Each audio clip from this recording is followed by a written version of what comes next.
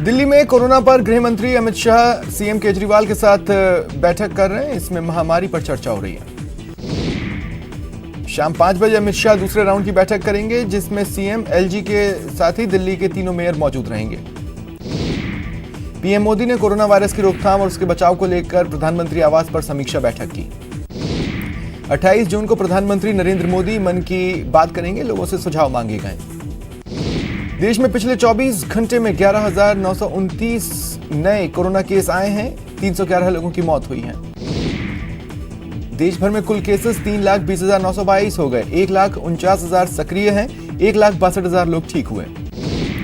दिल्ली में लगातार दूसरे दिन 2,000 से ज्यादा केस आए। कुल केसेस 38,000 से ज्यादा हो गए।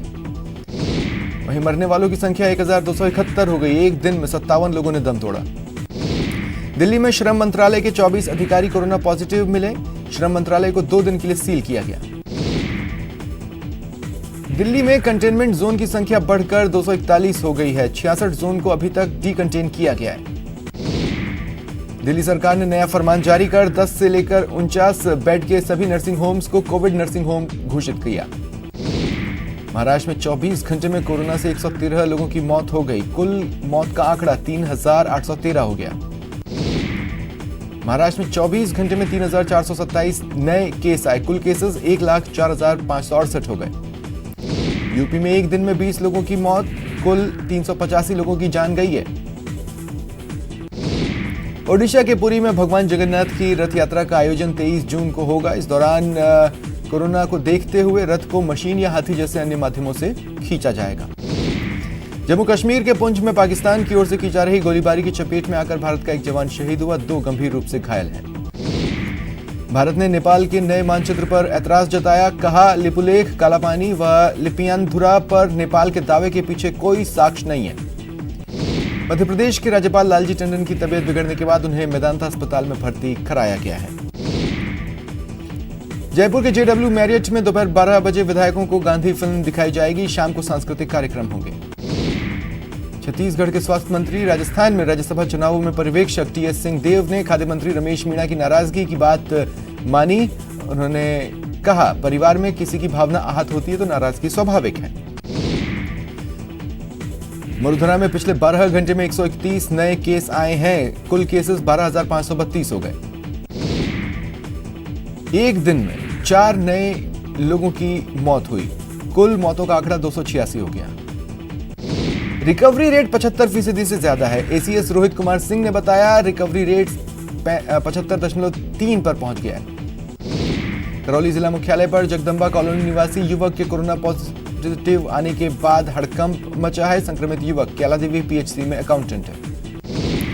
चूरू जिले में 3 और लोगों की रिपोर्ट पॉजिटिव आई। कुल केसेस 186 हो गए। कोटा में राहत का दिन, एक साथ 6 मरीजों को डिस्चार्ज किया गया। भीलवाड़ा में 11 कोरोना मरीजों के संक्रमण मुक्त होने पर उन्हें गुलाब का फूल देकर सेंटर से डिस्चार्ज किया गया। राज्यपाल कलराज मिश्र ने राजभवन में गवर्नर रिलीफ फंड के लिए बनाई गई संग्रहण और सलाह समिति के सदस्यों के साथ वीडियो कॉन्फ्रेंसिंग की। जयपुर में नगर निगम ने मास्क न लगाने पर 13 लोगों के चालान काटे। 2,600 रुपए का जुर्माना वसूला। श्रीगंगानगर में कोरोना के प्रकोप को देखते हुए शहरवासियों ने एडीएम को ज्ञापन सौंपा। दौसा जिला अस्पताल में अब ऑक्सीजन की कमी से किसी मरीज की मौत नहीं होगी। राज्य सरकार के निर्देश पर 3 अस्पतालों में सेंट्रल ऑक्सीजन पाइपलाइन प्रोजेक्ट लगाया जा रहा है। भरतपुर में जागरूकता को लेकर बाजार की दुकानों पर कोरोना जागरूकता बैनर पोस्टर लगाए गए हैं। प्रतापगढ़ में लॉकडाउन की अफवाह के चलते दुकानों पर गुटखा और पान खरीदने वालों की भीड़ जुट गई। इस दौरान जमकर कालाबाजारी हुई। डूंगरपुर में तालाब में डूबने से 4 बच्चों ने जान गंवा दी। पुलिस ने शव बाहर निकाले। सवाई माधोपुर में ससुराल जा रही एक नवविवाहित दुल्हन ने चंबल नदी में छलांग लगा दी। पुलिस जांच कर रही है।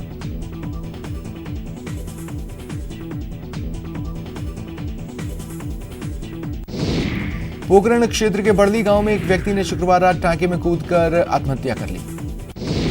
प्रतापगढ़ में थाने के अंदर अपराधी ने फावड़े से काटकर एक अधेड़ की हत्या कर दी। वारदात सीसीटीवी में कैद हुई। बाड़मेर में 2 नाबालिग बहनों से दुष्कर्म के आरोप में फरार चल रहे आरोपियों को पुलिस ने गिरफ्तार किया। कोटा पुलिस ने गौ तस्करी के खिलाफ कार्रवाई कर 2 पिकअप जब्त की, 4 लोग गिरफ्तार किए। डूंगरपुर में डीएसटी ने रसोई गैस सिलेंडर के अवैध कारोबार का खुलासा किया। डीएसटी ने 2 रिहायशी घरों से कुल 193 सिलेंडर जब्त किए। भरतपुर के बयाना में आपसी विवाद को लेकर 2 पक्षों में विवाद हुआ, एक युवक गंभीर रूप से घायल है। टोंक जिले के डिग्गी थाना क्षेत्र में शनिवार को जमीनी विवाद को लेकर राजपूत समाज के 2 पक्षों में खूनी संघर्ष हुआ, आधा दर्जन लोग जख्मी हुए। कोटा पुलिस ने पिछले 9 साल से फरार चल रहे वारंटी को गिरफ्तार करने में कामयाबी हासिल की। चूरू के राजलदेसर में मां बेटे को अगवा करने की सनसनीखेज वारदात आई। अगवा महिला के पिता ने ससुराल वालों पर किडनैपिंग का आरोप लगाया। बाना में चिकित्सा विभाग की टीम ने मेडिकल पर छापामार कार्रवाई की। इस दौरान अवैध रूप से बिना डिग्री बिना रजिस्ट्रेशन के उपचार करने वाले डॉक्टर को भी धर दबोचा। धौलपुर शहर के निहालगंज थाना पुलिस ने 2 मोबाइल लुटेरों को गिरफ्तार कर 20 मोबाइल बरामद किए। प्रतापगढ़ में ज्वेलरी शॉप में चोरी की वारदात से हड़कंप मचा, चोर कीमती गहने लेकर फरार हो गए। दौसा के सिविल लाइन इलाके में बीती रात चोरों ने एक पुलिसकर्मी के घर में घुसकर लाखों की जेवरात और नकदी ली और फरार हो गए। अजमेर में दिन दहाड़े व्यापारी के साथ हुई लूट के मामले का पुलिस ने खुलासा कर 3 आरोपियों को गिरफ्तार किया। बीकानेर में शराब की दुकान पर बदमाशों ने उत्पात मचाया, तोड़फोड़ की, सोशल मीडिया पर वीडियो वायरल है। भीलवाड़ा के मांडल क्षेत्र में कुएं में एक बुजुर्ग महिला का शव मिला, उसकी स्थिति महिला की मानसिक स्थिति खराब थी। बाड़मेर के सिणधरी कस्बे में प्रेम प्रसंग के चलते एक युवक ने सुसाइड कर लिया। कोटा में पीएम आवास योजना के कंसल्टेंट को रिश्वत लेते गिरफ्तार करने के बाद एसीबी ने शिकंजा कसने की तैयारी कर ली है। शुरुआती जांच में सामने आया करीब 517 आवेदन उसने स्वीकृत किए हैं।